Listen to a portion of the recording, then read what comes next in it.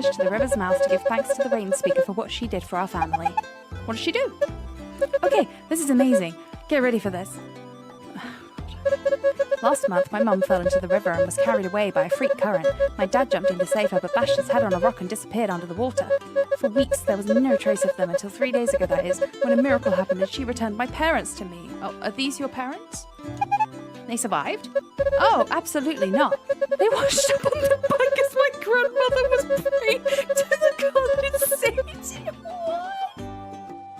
The sight of Mom's broken body and Dad's concave skull gave her a heart attack on the spot.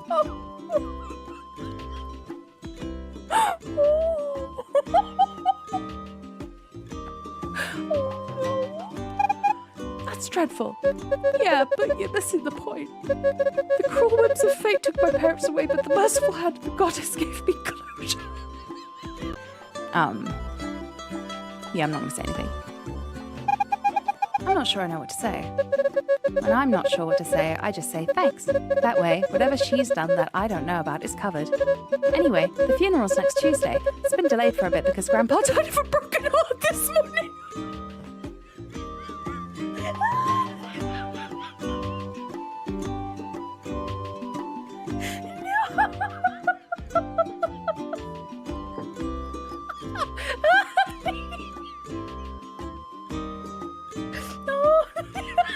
I'm so sorry.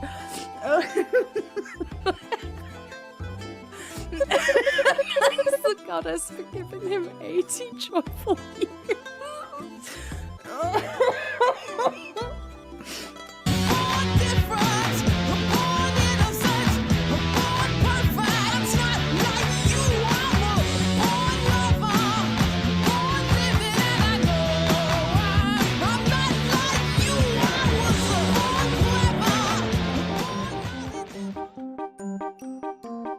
Why?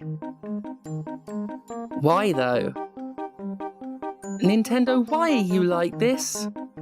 Also, don't ask me why I bought this game. Also, don't play this game. It's fucking shit.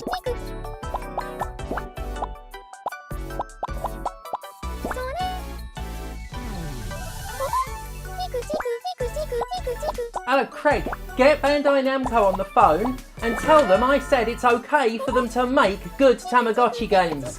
Because I don't think anyone said they're allowed. I've always been of the belief that a good feature in a game is one the player actively chooses to engage with. That is to say, I have to wonder how good a feature actually is if the developer feels a need to force players to engage with it. This is a problem we see in the tech sector overall. I mean, how many times have you opened your phone to find out the entire user interface has been changed into something completely unintuitive? How many times has your web browser been shuffled around, presumably so some jackass in Silicon Valley can desperately justify their own job? At least that's what I assume goes on when UIs that worked perfectly fine have been jumbled with no forewarning. Change for the sake of change so the ones doing the changing can look busy. Maybe that's unfair, but my television shouldn't be rebooting itself when I'm playing online so they can add some bullshit to a home screen I never use because AI writes everything on it. Sorry, none of that stuff about tech was scripted, I just went a bit mad. Sometimes a game has an exciting new mechanic or a fresh way of implementing an existing one, and it's eager to expose players to the ideas.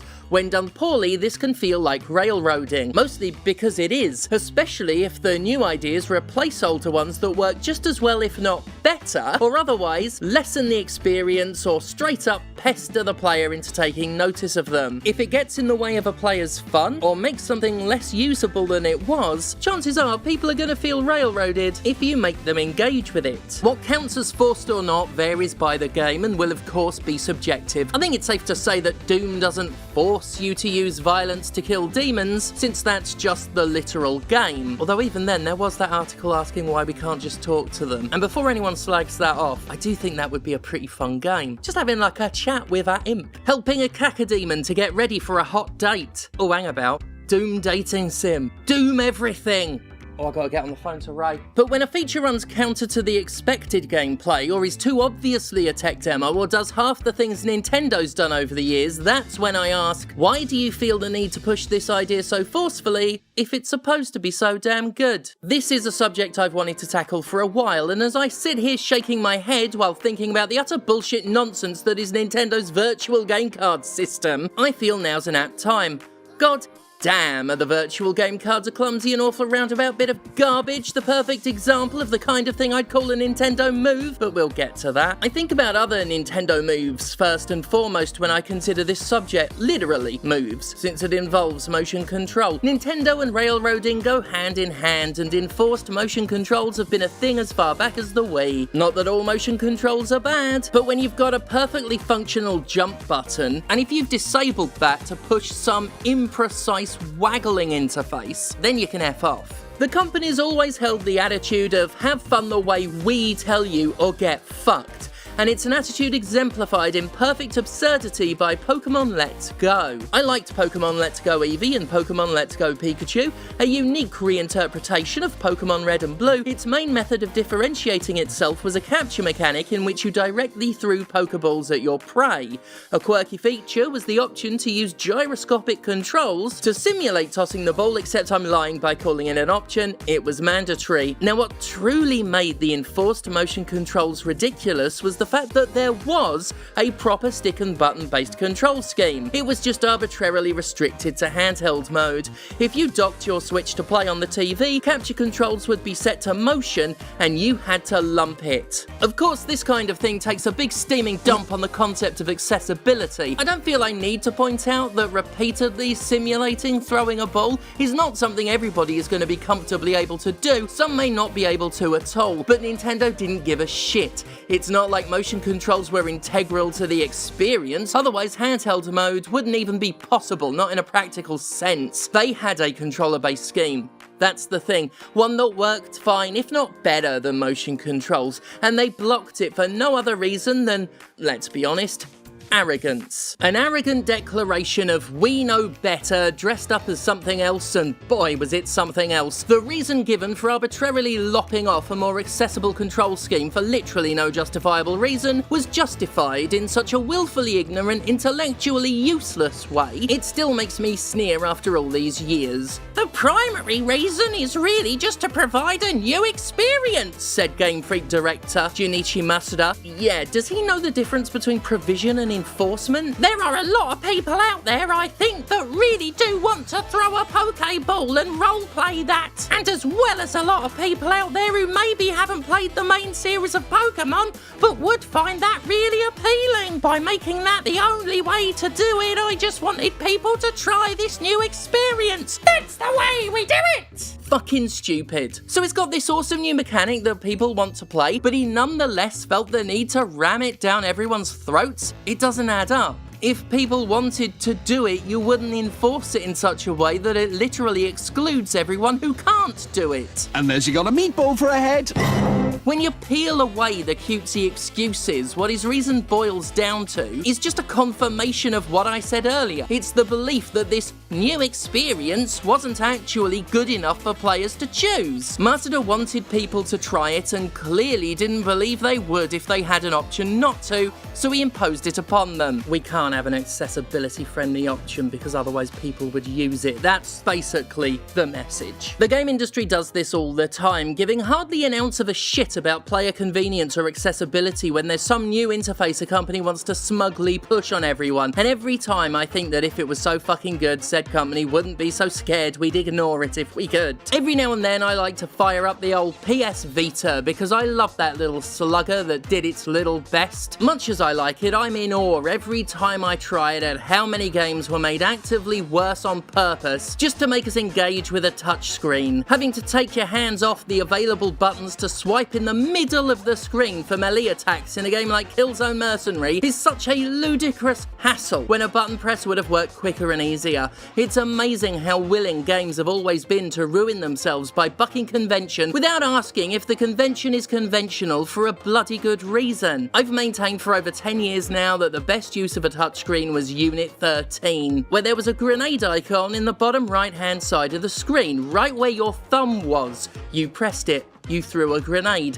It wasn't fancy or dramatic, it didn't simulate slashing a knife or whatever it is developers think is enhanced by smearing your finger in front of the action. No, it was better than that. It was fucking practical. It used touch controls in a way that expanded the PS Vita's limited range of buttons, which is more functional than 99% of every other fucking use of the Vita screen any other game pulled out of its arse. It was also the one good thing about Unit 13. If a game is designed specifically and thoughtfully for new control methods, I'm not going to complain about that too much. Astro's Playroom is a tech demo classic for a reason, showcasing the PS5's features in a way that was fun and designed with a gameplay-first focus. Wii Sports, the all-time tech demo king, was so good at what it did that it came to define the Wii for the console's entire lifespan. It hinged everything on motion controls and hinged them damn well. A game that, if it had a more conventional control scheme, wouldn't be as good. Wouldn't have those controls picked over the motion ones. On the aforementioned PS Vita, we had Tearaway,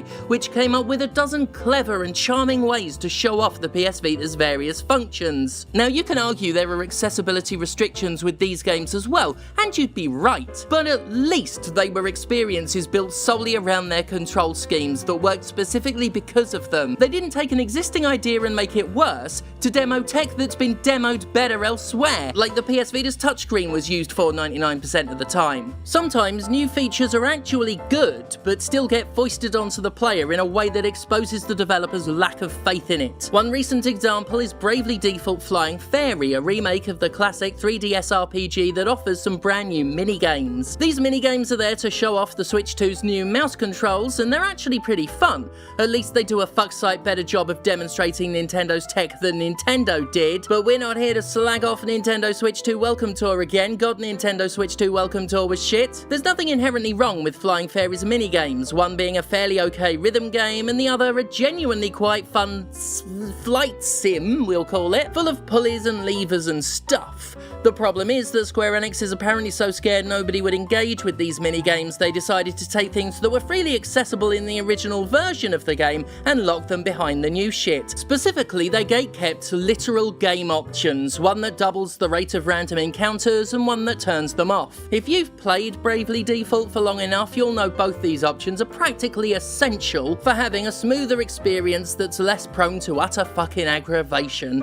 This was leveraged to shunt players toward minigames that were genuinely decent enough to check out on their own, but now I resent them a bit because my hand was forced. It also meant that the minigame's unlockable rewards, you know, the things that should have been the actual incentive, take longer to acquire. During my own playthrough, I noticed this had the uniquely counterproductive effect of making me less willing to engage with the minigames. I felt cheated out of my reward tokens because I had to first spend them on shit that should have been unlocked from the start instead of more fun stuff. That's just a damn shame, and it speaks to how inconsiderate game developers can be when they're too excited or desperate about a new feature to care how it impacts the end-user experience. Gimmicky tech isn't the only way in which this kind of railroading manifests. Over the years, there have been no shortage of games that thoughtlessly buck trends for the sheer sake of bucking them. It's so bad. Convoluted control schemes, roundabout ways of accessing features that other games offer directly. I mean, have you played Indigo Prophecy with its weird-ass directional inputs to do things that a single button press could instantly perform?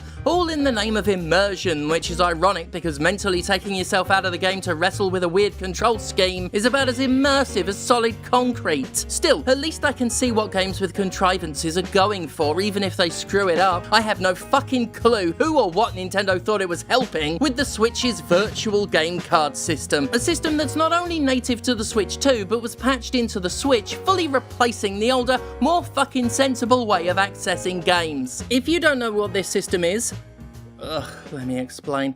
So instead of having a proper game library like a proper system has for properly accessing your downloaded games properly, the Switch presents them as a simulated collection of physical game cards that you're meant to pretend to put into the console. It's the kind of adorable impracticality typical of Nintendo, but instead of letting it be optional, they gutted the more direct methods of accessing one's library, making sure users have to play pretend. I struggle to see anything useful offered by this bizarre role-playing. At least in Pokemon Let's Go, you're doing something fun, not role-playing an utterly mundane utility. It literally does nothing but turn previously instant processes into multiple step ones. Because why? What has this extra step brought to the experience? Huh? Literally, what is the bleeding point? The VGC library is fucking shit, lacking a search function, or really any good way of sorting the games, whereas before, if you wanted to say, re-download a game, you could go to the eShop, search for it, download it, like, because that's normal. Now you have to scroll through all of your pretend lumps of plastic until you find the game you want and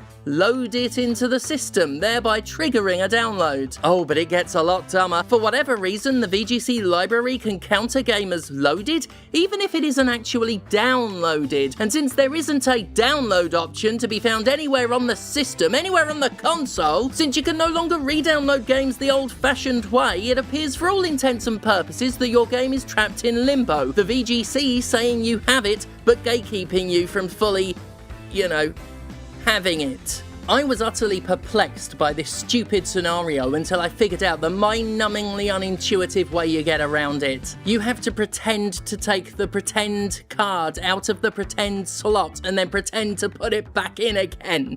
Fucking hell. I shit you not. Nowhere are you told about this. Nothing on these horribly restrictive menu screens indicate a method of fixing what initially looks like a complete oversight on Nintendo's part, and, all they needed was a separate download button, right? Just a download button, like we've had for centuries, not a grayed out load on this system that makes it look completely inaccessible. No, so obsessed with its new shit idea was Nintendo, it wouldn't break the illusion that nobody asked to be dragged into by letting you just have a direct method of downloading a video game. It's not even like virtual game cards are appealing in any presentational sense. After Nintendo made such a big deal out of these things, it was disappointing as all fuck to find them presented as boring flat rectangles that didn't even do anything. No virtual manuals, no virtual box art. Sure, that would have been pointless as anything else, but it would have been something. They didn't even try to make this shit charming in any way, which seems to be par for the course when it comes to Nintendo's current direction. Where is the advantage of this system? I see none for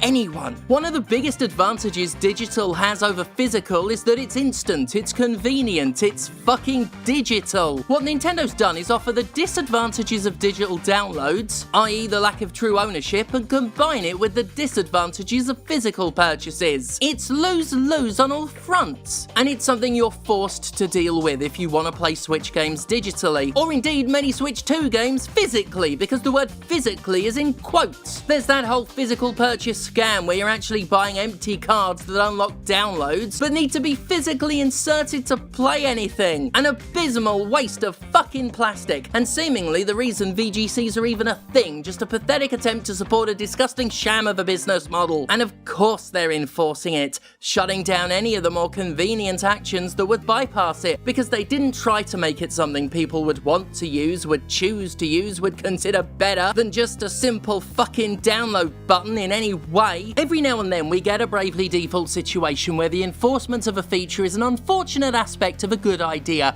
9 times out of 10, it's because the ones doing the enforcing know you'd never engage if you had a choice. Why else would they actively deprive you of better options if they didn't know those options were fucking better, more desirable? How up your own arse do you have to be in order to assume your ideas are worth robbing a player of convenience, or worth the destruction of tried and tested features? And really, it's only the player's patience being tried and tested here, and the game industry has proven time and time again it's only got one attitude when it comes to the players: fuck 'em. Now here's where I will address some of you who have been screaming at me for the past 5 minutes. See, everything I said so far has implied that the VGCs are mandatory, and that's because prior to this video's publication, I thought they were. After all, Nintendo updated 2 consoles to completely remove the old systems and replace them with this bollocks. It wasn't until Laura, our subtitler, Laura Kate Dale, pointed out a way to reverse these systems that I learned they were reversible at all. And that's because Nintendo, at no point in the process of thrusting their stupid feature on everybody, told anybody you could jump through hoops to reverse what they'd done.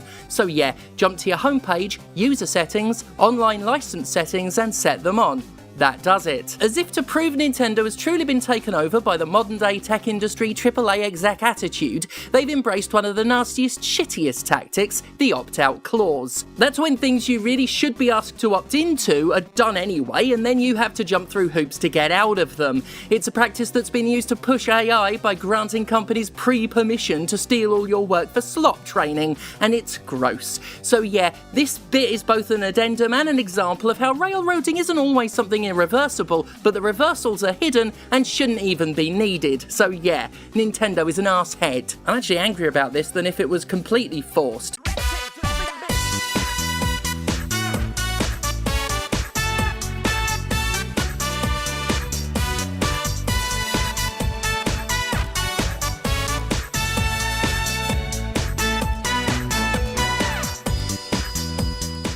I think Killzone Mercenary did the grenade thing as well. It's a really good idea, better than swiping directly in the middle of the screen to attack. Anyway, before we go, just to clarify something I said last week about taking a sabbatical. That's not an immediate thing. I'm probably looking at the end of July because I've got to move on top of handing a bunch of writing gig projects. Anyway, Date Everything and Quantum Witch are out. Vampire Survivors The Grimoire is coming in the near future. Well, actually I don't know when that's coming, but it's coming. And I'll see you next time. Thank God for me. Bye.